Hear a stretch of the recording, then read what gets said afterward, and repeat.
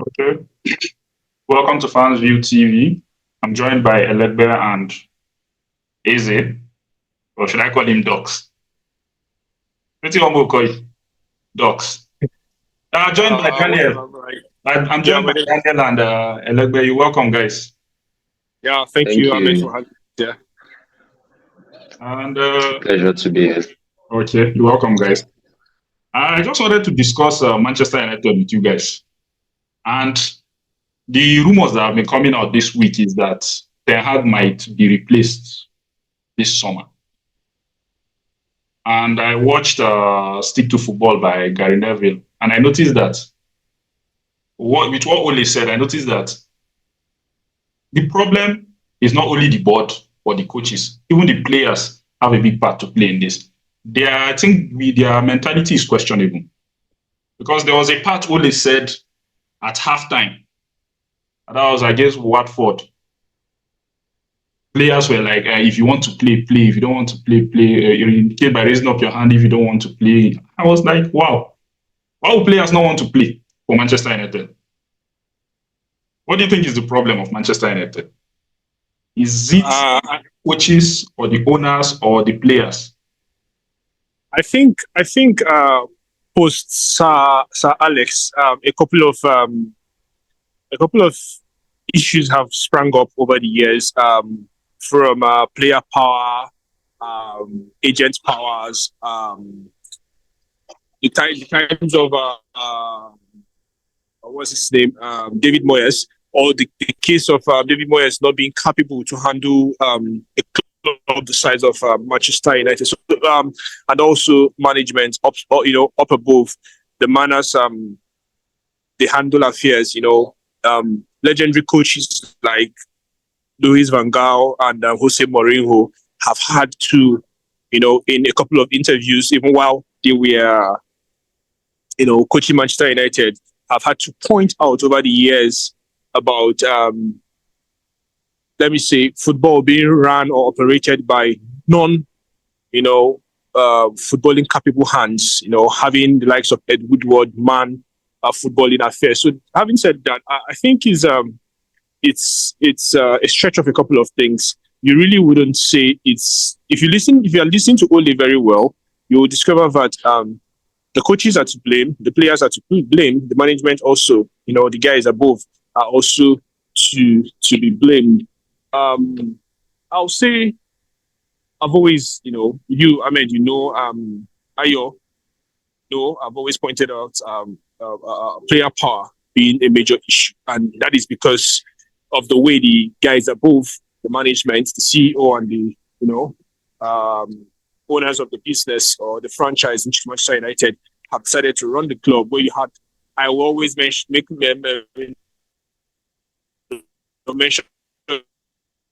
names. I was particular, and if you are listening to interviews, offered by Matic, you will discover that what we have been, or rumors have been hearing, haven't been, far away from what reality is. So to answer your question, it's a couple of things. It's the players not being willing, not being ready because they've been over pampered. Imagine players like Martial who haven't done nothing in world football, thinking they are all that. They could say and unsay. People like Paul Pogba, whom I always say that I used to tell you guys that Pogba will end his career, he will never be better than Fletcher and Carrick. And here we are today. He's banned 4 years. And what has he done in world football? You guys, people will always say World Cup. But then if you look at World Cup, he was not only the player. He won the World Cup. You had the smashers. He was one of the best players at the tournament. Hope you know that. You had Kylian Mbappe, the young Kylian at the time. So a couple of things like this, players not wanting to play. Watford, when I heard Uli said that in the Watford game at halftime, that was when he concluded that he was leaving the next day. And so he wasn't unsure the time he got the text message from Ed asking for him to come upstairs to have a talk, which according to Ole lasted, I think he said less than 15 minutes or something. I've forgotten what he said. Is it 15 or 5 minutes? He said, 5 minutes, right? He said 5 minutes. So, Yes. this if you ask me, I don't think ETH should be sacked because for a long time, this was what we would have achieved with Van Gaal. Van Gaal was about restructuring the entire football club, setting things straight from top to bottom and bottom, to top, getting players that's for every position that suits a certain style of play. So if a player is injured, when the next one is coming on, you can see the likes of Manchester City and the likes of Liverpool and Arsenal, they are particular about the kinds of players they go into the market to secure for certain positions. And so, and they don't just get players. Like Arteta said something. He said, once he calls you on the phone and you think about it, that means he's not getting you. That means you don't want Arsenal. You shouldn't be convincing a footballer to come and play for a club the size of Manchester United. So these are the things that, just call these young guys, roll out wads of pound sterlings weekly in wages for these lads, and then you expect these lads to, respect the coaches. No, they wouldn't. Their agents, their whatever managers can easily ring up clubs and threaten clubs to pull out their players. Player like Pogba in a 38 game season, he will choose to play well in 15 and come for the rest. How many 20-something games with beautiful haircuts and all that? Is that what we came to watch? People like Lingard just want to dance for the camp, and all of them will go and start begging about mental health and all that. Lad, like, this is a men's game.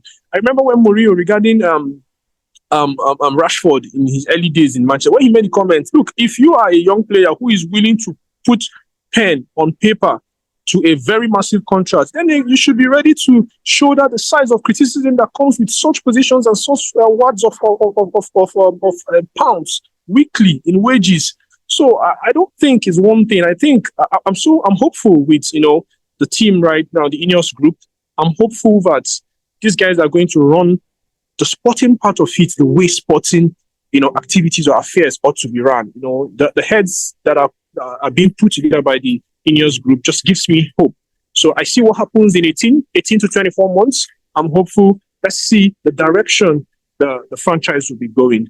Yeah, that's it for me. So I don't think ETH is the problem. For me, I will stick with ETH. I'm so confident that ETH is going to get it, right. Getting the right crop of very young players who are hungry.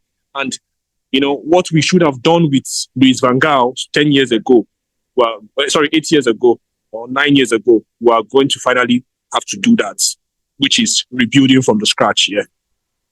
Okay. I like that. What do you have to say? Okay, I think it's a combination of factors like Dan mentioned. Okay, it's from the top. I think I was reading an article on the Athletic earlier today, where I think the writer was trying to contrast the fortunes at Old Trafford to that at the Etihad Stadium, and using the last derby as an example of that, and he referred to Ed Woodward signing Paul Pogba. And the statement Woodward made was that Paul Pogba's welcome video had garnered more than 10 times the amount of views that Kevin De Bruyne's welcome video or welcome announcement gathered. So we saw a shift starting from the top. I think the leadership of any organization will always lay down the rule and lay down the structure that everyone else will follow. Okay, and I think the Glazers were bad from the start, just that they had a football head, a good head in Sir Alex Ferguson that held everything together. We saw the cracks before Fergie left. I know that, there were voices of discontent amongst the supporters, but Fergie was able to manage that beautifully until he left. So I think it's a combination of factors, but it starts from the top. So as much as we forget, we say that post Sir Alex Ferguson, we also in a way forget that David Gill left with Ferguson in that same season. So it was like a double blow. And then, coaches and players. Okay. So I think it's a combination of all.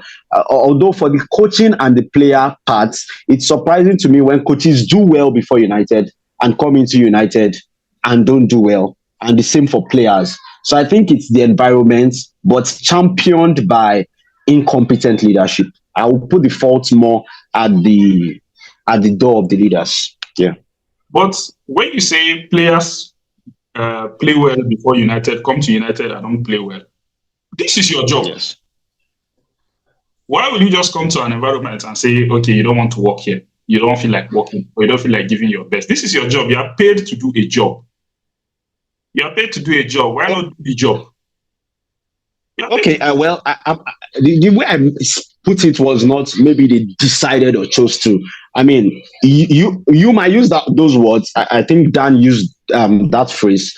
I don't have an issue with it, but I won't present my own case like that. But I mean, starting from Angel Di Maria, Sanchez. I mean, I keep asking. I can't answer the question to be honest. But what makes these players come to United and don't perform?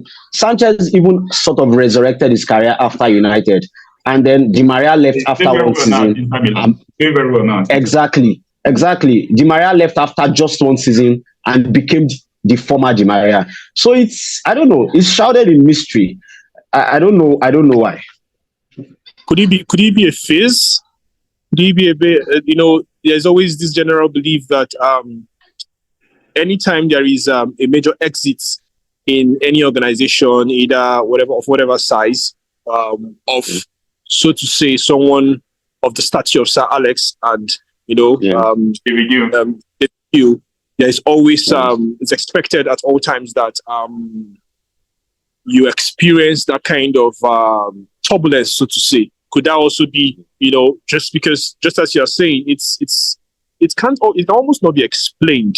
You get, we are lads just coming to Manchester United. Within the first few months, they become a shadow of what they were before they came into the club. So again, environment. Ahmed, you said I don't really think it's about a decision that they get to make the moment. Aside from maybe Sanchez, who said the very moment he appeared on the his first ever training session, and that was when he regretted. He called his agent to ask if there's a way they could, shred that contract, and he leaves Manchester United immediately. So I think a couple of things get to build up that resentment, which over time then probably maybe leads to these lads not wanting to play even entirely for the club. You understand? Environment, yes, plays a very key role. None of us want to be in a polluted environment or in a place where we feel wouldn't bring out the best, in ourselves. And then for sporting activities or sporting business, you have to be there for quite some number of years. Because a huge sums of money have been doled out to secure your move. There's been a lot of PR surrounding your move. Big money transfer move, media. Everybody, cameras are flashing their lights on you. You wouldn't just want to make the escape immediately, which will now lead us to finding ourselves, in a situation where you've got a player for 2-3 seasons, and then the player is even barely, amounting 25% of his value upon purchase, in terms of output generally for the franchise or for the football club, so to say. But you're talking about environment. I think that's what this guy too is trying to do. What's his name? Radcliffe. That's what he's trying to do, because he has hired Berada as a CEO, and they are trying to take this guy from Newcastle. What's his name? Newcastle. Can you remind me, please? The guy from Newcastle. Dan Ashworth. I can't remember. Dan Ashworth, right yeah. But now, now there is a report. There was a report that came out this week that Manchester United have identified Dougie Friedman as the top target for head of recruitment, with Crystal Palace braced for an official approach this week. Dougie Friedman. Dougie Friedman is he's the. Please remind me.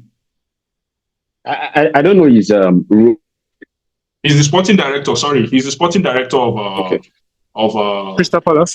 Crystal Palace, and he was the one that found Eberechi Eze.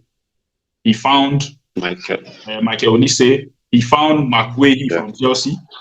He found there was this boy he signed this January from Blackburn, right? I can't remember the guy's name. He signed the boy from Blackburn. Okay, they have this centre back, this Scandinavian centre back. Maguire. He signed Maguire. Oh, His okay, yeah, partner. the centre back who bagged a couple of Anderson. goals at the Anderson. beginning of the season, the Anderson guy, yeah, the Yes, Anderson lad. yes, Yeah. Okay. You remember what I'm driving at is that yes. remember Radcliffe talked about Yeah. homegrown talents. If you can remember, there was an article that came out that Yes. the guy talked about homegrown talents. Don't you think there's a connection between that statement and Dougie Friedman? Because if you look at the players that I just mentioned, most of them are English boys. Yeah. They're homegrown boys. So Yes. is it that okay? That thing, what Radcliffe said, is going to like follow it. Okay, I'm going for homegrown talents, and we need a specialist that can get homegrown talents. Because me, I just feel Manchester United, whether homegrown or international, just get the best legs that can play for the football club. You must not necessarily go for homegrown boys. I don't know his plan, Sha, but I think me, that's just the way I'm looking at it. Or don't you think Okay, that? okay. I think yes, homegrown talents, but I don't think it means that's what they're going to focus on. I see the environment, and I know I've read a couple of articles in the past few years about how Man United have not been happy that maybe it's Mancunian, Manchester-based prodigies now prefer to go to the Etihad. The goalkeeper, what's his first name now? Something Grant. Grant's child Grant, was in, I think big it's Grant. City's Academy. Tyrell Fletcher and the other Fletcher just came back, and I read that Mourinho asked them like, "Why are you taking your guys?" They told him that because they have the best, they are the best academy, and they will not send their children to an academy based on sentiment. So I mean, Manchester United by historically has always had good homegrown talents mixed with the best international stars. So I think it's a good one. And I remember Fabrizio, when United signed Ari Amas, Fabrizio tweeted that United will only go for the very best talents now. So I think it's a win-win. I don't see anything, but I don't think they will exclusively sign English players. Yeah, yeah. Yes. I also think they wouldn't exclusively sign English players because you are looking at also competing in Europe. So if you're competing in Europe, you also need you you require diversity in your roster because it plays a huge role. Say you're traveling to Scandinavian nations and all that, traveling across Europe, you would need Marketing. you will need lads who have these experiences in terms of maybe having played there or their origins of some of those countries around there, or either their parents or some sort of like relationship sort of. So, but diversity is very, very important, not just in football, but like in everything we do. So maybe with the interest that is being rumored currently that either of Dan Ashworth or the Crystal Palace as sporting director, I just think is about like looking for persons whom have this resume over the years have proven that they've got the eye for young stars, not particularly because they are British, right? But they've got like, if you look at what Dan Ashworth have done, if you look at his resume, the lads that have been tied to him, whom they have over time said that he had encouraged clubs that he has been with to cash in on, haven't entirely been British lads or lads of British descent. Yeah, they kind of like cut across even south of Europe, and likes of it. So I think it will be about competence. It's about resume. It's about have you done your pedigree as because there's emphasis by what's it called, Radcliffe, about like going for youths right now. So I think the resume is who has the eyes for youth, who can spot some of the best youths for us, who can work together with these youths, to draft out so to say like a systematic approach that will help not just have these youths around, but then nurture them to becoming the kind of players that are expected of them. And if you look at their resumes, the kind of players they sign or are linked with these guys are players of character. And this has been a debate in the last 10 years in Manchester United about the characters, of the players that have been in the roster in the most recent years.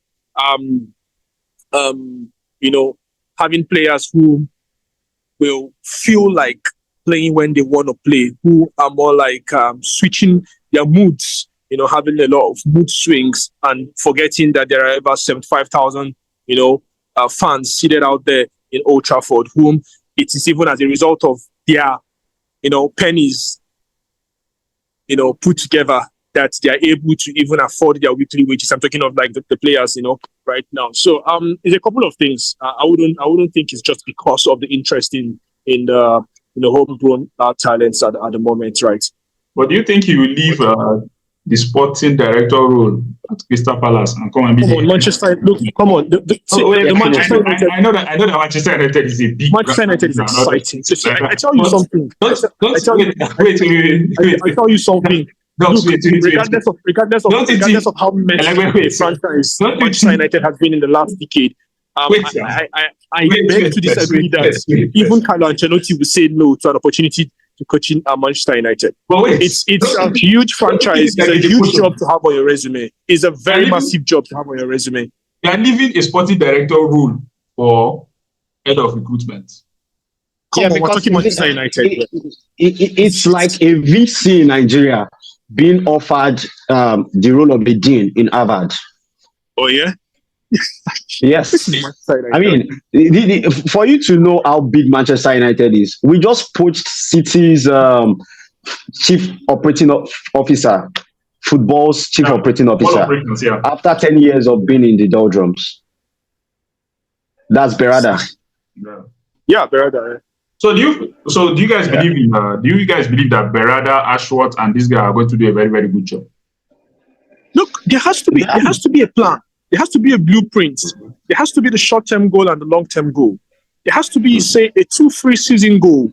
In 2-3 seasons, we should be able to clearly say these are the categories, of players that we have to be going for in left back, right wing, CBs, CDMs, STs, and CFs. What we should be saying, if you feel we need to go for the best hands and everything like that. Don't you think Paul Mitchell, when we look at records, don't you think Paul Mitchell is better than this guy?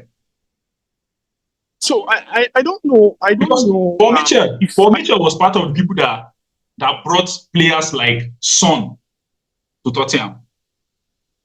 Paul Mitchell brought players like Son. He took Tchouameni to Monaco. He brought in who again? I can't even remember them. But Paul Mitchell too has eye for talent. And if you look at records, Wanyama at Southampton. Wanyama at Southampton and the rest. Even Luke Shaw. I think he was person that So I think if you look at the records, don't you think Paul Mitchell is better than this Dougie Friedman? If I'm being honest with you, I'm quite very surprised. I just feel these guys are sentimental here because they are looking at this guy is good in homegrown talents, and these guys released an article that they were going to focus on homegrown talents. But Paul Mitchell is someone that we know that his record is very, very good. Yeah, no debates. I'll be very honest with you, right? It hits me as a surprise even that Paul Mitchell's name has not sprung up since the takeover, and then since it was officially announced a couple of weeks ago. I actually thought that at some point his name is going to come up, but it struck me as a huge surprise, honestly, that he didn't even make the list. So maybe that begs your sentiments, but I still stand on the fact that I think the decisions of what's called the Ineos Group, it's football based, it's football centered. I just want to leave it at that. I'll say let's give them the space to work. Let's call them a slack. Let's see their plans. Let's see what they're rolling out. Let's see the vision that they've got for the club in terms of the kind of football they intend to play. In the interviews, Sir Ratcliffe was talking about playing an impressive high tempo attacking football and all that. So let's see. And do you think Ten Hag can give you that? Oh yes. No. I'm look. So finally, You know. we're running out You of know. time. Finally, Okay. No problem. No problem. That's fine. before we go, do you think Ten Hag will be here next season? Ayo, do you think so? I think so. I think so too. I think so. Okay, just in case. I think so, but I'll not be surprised if he isn't. If he wasn't there. If they end up letting him go, who do you think will be the best candidate to replace him? Simeon Inzaghi. How about Deserbi? I said Simeon Inzaghi. I'm saying how about talking about Deserbi of Brighton? Okay. Brighton. I also go with I'll go with Inzaghi. If it's not Inzaghi, they should go and carry this guy from Tottenham. I don't know. I just like this guy, Postecoglou. I just like the guy. Look. There's no pressure in Tottenham. Trust me. With all due respect to the franchise, and everybody governing it, there's no pressure in kudos to what he's doing, what Ange is doing. But you can't mash Tottenham with Manchester United. Look, Manchester United it's in the league of its own. I tell you, look, you've got cameras flashing on you. You've got the news media is trying to, the media houses, some of the biggest media houses trying to make a meal of everything that happens in Manchester United. There's always, pen to paper. Everybody wants to write. In any nudge, any gesture, it's a big news from Manchester United. Look, it's an entirely different ball game. So, Ange has done extremely well in the last couple of months since taking over Tottenham. He has been able to design a blueprint as to how they are playing, regardless of what I call him the poor man's Carlo Ancelotti. He scores you 5 and you score him 2. That kind of he cares less the clean sheets. He just wants to get to outscore the opponent. It's exciting to watch, but I tell you, there's almost no pressure in Tottenham. They haven't won nothing in over 4 decades. There's no pressure there. So I'm particularly interested in the likes of Inzaghi and Deserbi because these guys have actually, I've looked at what they have done with very, very young players and how they have, shaped or developed their players into becoming some of the fearless lots in football. And if I may cut in, please, because of time, okay? I agree with if I'm to judge Deserbi with the same yardstick, do you think he's been in high pressure jobs? I'm not taking away that he's a fantastic coach, but just that point, do you think he's been in high pressure jobs?